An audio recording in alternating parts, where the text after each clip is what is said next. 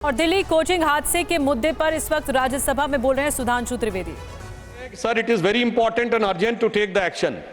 फिर 22 जुलाई को एक हफ्ते के बाद फिर वो रिमाइंडर देता, sir please take action, the issue of student safety is there.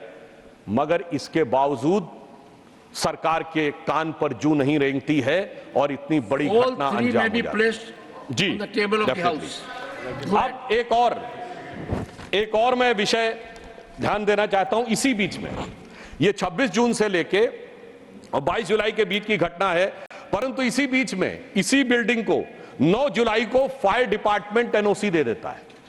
यानी ये कार्रवाई चल रही है।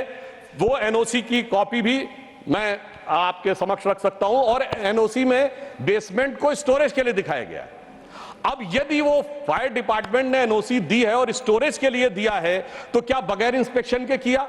क्योंकि 26 जून को शिकायत चल रही है और 9 जुलाई को एक दूसरा विभाग स्टोरेज के लिए दे रहा है, तो या तो बगैर देखे हुए दिया गया है या फिर बहुत देख समझकर किसी अन्य अपरिहार्य कारणों के माध्यम से लिया गया है। तो इसलिए हम ये कह सकते हैं कि ये अपने आप में एक लापरवाही नहीं, बल्कि ये एक प्रकार का एक आपराधिक कृत्य है, एक प्रकार की क्रिमिनल नेग्लिजेंस है, जिसमें जानते बूझते बच्चों को उस हद तक उनके जीवन को खतरे में डालने के तक ले जाया गया।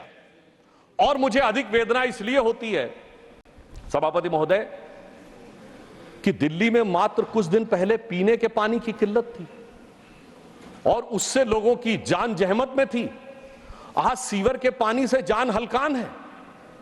आप सोचिए कि जो लोग इतने लंबे समय से हुकूमत कर रहे हैं और पहले कहते थे हमारे पास ये नहीं है, हमारे पास वो नहीं है, आज तो एमसीडी भी आपके पास है, सरकार भी आपके पास है, और जो कहते थे कि नई राजनीति लाएंगे, वो नई राजनीति कितनी खतरनाक साबित हो रही है और लोगों की जान कैसी हलकान किए हुए है, और उसके बावजूद उनकी तरफ से सिर्फ सियासी बयान है और इसके अलावा कुछ भी नहीं है।